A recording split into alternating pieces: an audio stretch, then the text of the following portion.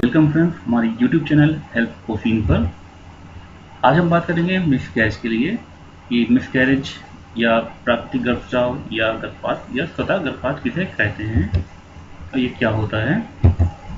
इसमें डिस्कस करेंगे miscarriage, miscarriage के प्रकार या सिम्टम ऑफ मिसकैरेज, गर्भपात होने के कारण क्या हैं और बार बार मिसकैरेज होने के कारण क्या होते हैं, मिसकैरेज से बचाव क्या है, मिसकैरेज का निदान या इलाज, मिसकैरेज के बाद सावधानियां क्या रखनी चाहिए, मिसकैरेज के बाद देखभाल क्या करनी चाहिए, मिसकैरेज के बाद पूरी तरह से स्वस्थ होना, मिसकैरेज के बाद मासिक धर्म, मिसकैरेज के बाद कब प्रेग्नेंट हों, मिसकैरेज के बाद क्या खाएं और क्या नहीं खाएं।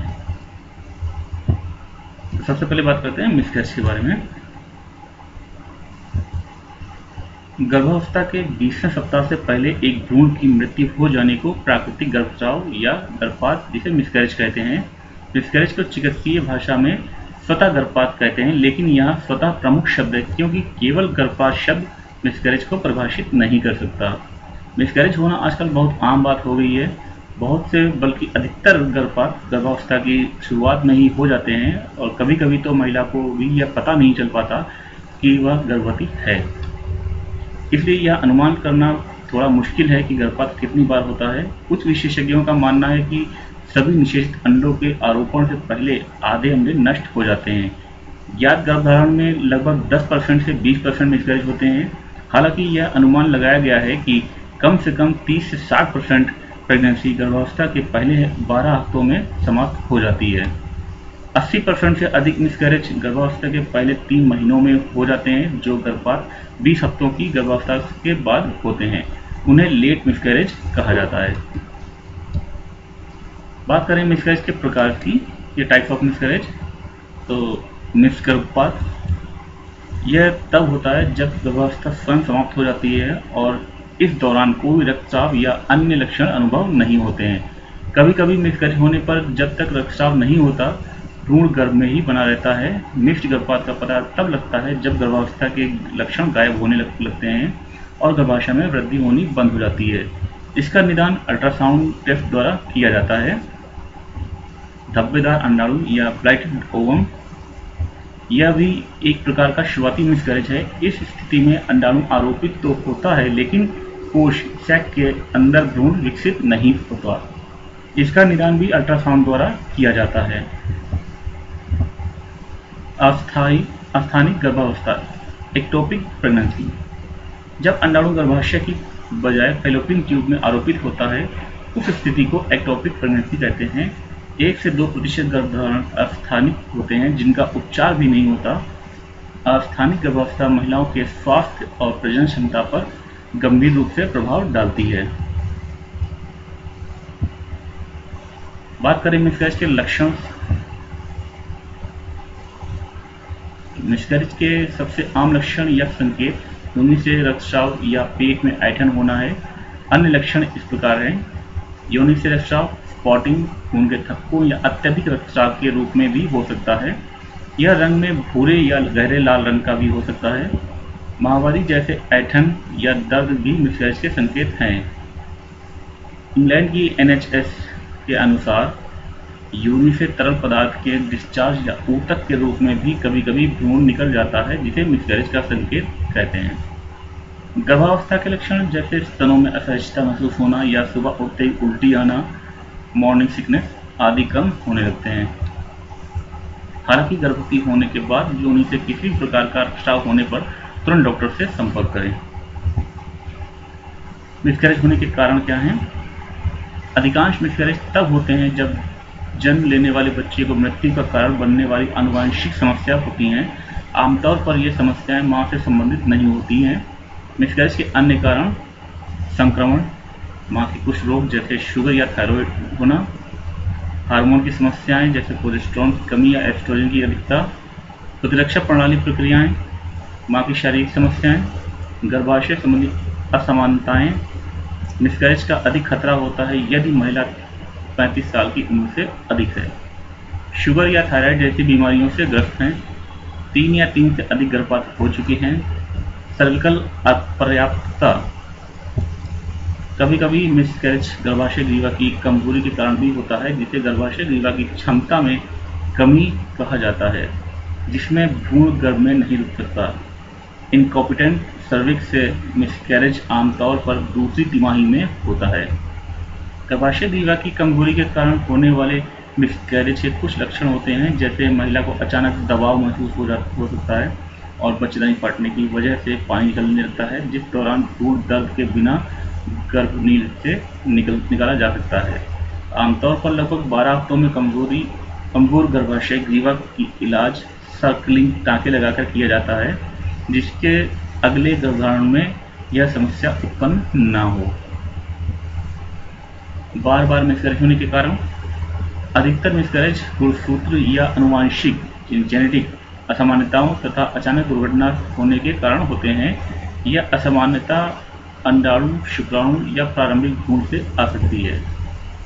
मां की अधिक उम्र होने पर भी मिसकैरेज का जोखिम होता है। ऐसा अंडाणु की खराब गुणवत्ता के कारण होता है, जिससे गुणसूत्र आनुवंशिक असामान्यताएं बढ़ जाती हैं। कभी कभी मां या पिता के जीन्स में थोड़ी अनियमितता होती है, जिससे बच्चा अधिक गंभीर रूप से प्रभावित होता है और मिसकैरेज हो जाता है। कभी कभी गर्भाशय गर्भ में असमानता के कारण मिसकैरेज हो सकता है। ऐसा गर्भावस्था के दौरान भ्रूण तक खराब रक्त की आपूर्ति ब्लड सप्लाई के कारण होता है। कुछ महिलाओं में जन्म से ही गर्भाशय का आकार अनियमित होता है और कुछ में समय के साथ गर्भाशय की असमानताएं विकसित हो जाती हैं। महिलाओं का इम्यून सिस्टम भी बार बार गर्भपात होने में महत्वपूर्ण भूमिका निभाता है। हार्मोन की असमानताएं भी मिसकैरेज पर प्रभाव डालती हैं, जिनमें थायराइड रोग और शुगर प्रमुख हैं। मां के खून के थक्कों में असमानताएं भी गर्भावस्था को प्रभावित कर सकती हैं। सामान्यतः पर्यावरणीय कारक, तनाव और व्यावसायिक कारक मिसकैरेज से संबंधित नहीं होते हैं। मिसकैरेज से बचाव। आमतौर पर मिसकैरेज को रोका नहीं जा सकता। ऐसा अक्सर इसलिए होता है क्योंकि गर्भावस्था सामान्य प्रक्रिया नहीं है। अगर कोई विशिष्ट समस्या है तो उसका उपचार जरूर किया जा सकता है। कभी कभी मां की बीमारी के इलाज से गर्भावस्था में सुधार आ जाता है। मिसकैरेज की संभावना कम करने के लिए स्वयं को गर्भावस्था के लिए समय से पहले तैयार करना भी महत्वपूर्ण है। गर्भधारण के लिए अपने शरीर को तैयार करें। प्रजनन क्षमता बढ़ाने वाले पोषक तत्व अधिक मात्रा में खाएं। अपने पेट की मालिश करें। संपूर्ण आराम और तनाव से दूर रहना मिसकैरेज से बचाव का सबसे महत्वपूर्ण चरण है। प्रतिदिन 600 IU international unit vitamin E का सेवन करें। यदि आपको हाई बीपी, हृदय रोग या शुगर है तो केवल 50 IU का सेवन करें। मिसकैरेज का निदान और इलाज। डॉक्टर मिसकैरेज पुष्टि करने के लिए पैल्विक परीक्षण, अल्ट्रासाउंड और खून की जांच करने को कहेंगे। यदि मिसकैरेज हो गया है और गर्भाशय खाली है तो फिर किसी अन्य उपचार की आवश्यकता नहीं है। कभी कभी गर्भाशय पूरी तरह से खाली नहीं होता है, इसलिए डायलेशन और क्यूरेटेज की प्रक्रिया की जाती है। इस प्रक्रिया के दौरान गर्भाशय ग्रीवा फैलाया जाता है और भ्रूण के अवशेषों या प्लेसेंटा के ऊतकों को गर्भाशय से हटा दिया जाता है। इसके अलावा कुछ दवाओं के सेवन द्वारा भी गर्भाशय से अवशेषों को निकाला जा सकता है। जो महिलाएं सर्जरी से बचना चाहती हैं वो इस विकल्प का उपयोग कर सकती हैं। मिसकैरेज के गर्भ की अवधि जानने के लिए गर्भावस्था हार्मोन HCG की मात्रा निर्धारित की जाती है, जिसके लिए रक्त परीक्षण किया जाता है। जब रक्तस्राव बंद हो जाता है, महिला भी अपनी सामान्य गतिविधियां करने में सक्षम हो जाती हैं। यदि गर्भाशय ग्रीवा फैल जाती है तो आपका इनकॉम्पिटेंट सर्विक्स का निदान किया जा सकता है। यदि आपका रक्त प्रकार RH नकारात्मक है तो डॉक्टर आपको RH प्रतिरक्षा ग्लोबुलिन नामक एक रक्त उत्पाद दे सकते हैं। यह आप में आपके बच्चे को नुकसान पहुंचाने वाली एंटीबॉडी विकसित होने से रोकता है। यदि किसी महिला को बार बार 2 से अधिक मिसकैरेज हो रहा है तो रक्त परीक्षण, आनुवंशिक परीक्षण और दवा आवश्यक होती है। बार बार गर्भपात के कारणों का मूल्यांकन करने के लिए इस्तेमाल की जाने वाली कुछ नैदानिक प्रक्रियाओं में पैल्विक अल्ट्रासाउंड, हिस्टेरोलैपिंगोग्राम, गर्भाशय और फैलोपियन ट्यूब का एक्सरे और हिस्टेरोस्कोपी प्रमुख हैं। मिसकैरेज के बाद सावधानियाँ। मिसकैरेज के बाद शारीरिक और मानसिक रूप से फिट रहने के लिए कुछ सावधानी बरतनी चाहिए। कई मामलों में सावधानी न बरतने के कारण बार बार मिसकैरेज की समस्या भी उत्पन्न हुई है। जब तक आप कम से कम 2 मासिक धर्म चक्र पूरे नहीं कर लेती, गर्भधारण करने की कोशिश ना करें। खाने में स्वस्थ और संतुलित आहार लें और कच्चे मांस, सॉफ्ट चीज, परिष्कृत खाद्य पदार्थ आदि से बचें। ये आपके अगले बच्चे को नुकसान पहुंचा सकते हैं। नियमित रूप से व्यायाम करें और अपना वजन नियंत्रित रखें। गर्भावस्था के दौरान शराब और धूम्रपान से बचें और कैफीन का सेवन भी कम मात्रा में करें। अपने चिकित्सक से सलाह लें। प्रतिदिन प्रसव पूर्व विटामिन और फॉलिक एसिड की खुराक लें। यदि आपको बुखार है तो इसे अनदेखा ना करें, क्योंकि यह मिसकैरेज के बाद संक्रमण का संकेत हो सकता है, जिससे बांझपन भी हो सकता है। किसी भी असामान्य योनिस्राव को अनदेखा ना करें। कुछ समय तक, जब तक आप मिसकैरेज के प्रभाव से बाहर नहीं आ जाती, तो लोग से बचें। यह ध्यान रखें कि जितना आप अपना ख्याल रखेंगी, उतना ही जल्दी आप ठीक होंगी। मिसकैरेज के बाद देखभाल। मिसकैरेज के बाद 2 सप्ताह तक दर्द और रक्तस्राव होना मिसकैरेज के ही प्रभाव हैं। दर्द और रक्तस्राव की मात्रा हर महिला में भिन्न भिन्न होती है और यह इस बात पर भी निर्भर करती है कि उसके मिसकैरेज का उपचार कैसे किया गया है। आमतौर पर 2 सप्ताह के बाद रक्तस्राव और दर्द कम हो जाते हैं। यदि दोनों अभी भी जारी हैं तो संभावित रूप से यह योनिस्राव है। यदि दर्द के साथ होने वाले रक्तस्राव का तापमान भी उच्च हो तो आपको योनि संक्रमण हो सकता है। ऐसी स्थिति में आपको शीघ्र अपने डॉक्टर से संपर्क करना चाहिए। मिसकैरेज के बाद निम्न बातों का ध्यान रखें। संक्रमण से बचें। योनि में किसी प्रकार की सफाई ना करें। दैनिक गतिविधियों को करते समय सावधानी बरतें। हल्के व्यायाम करें। स्वस्थ भोजन करें। नियमित रूप से चेकअप कराएं।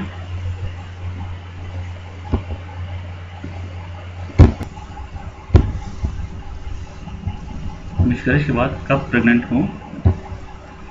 मिसकैरेज के कम से कम 85% मामलों में बाद में सामान्य गर्भधारण और शिशु जन्म होते हैं। मिसकैरेज होने का मतलब यह नहीं है कि अब आप गर्भवती नहीं हो सकती हैं या आप में कोई प्रजनन संबंधी समस्या है।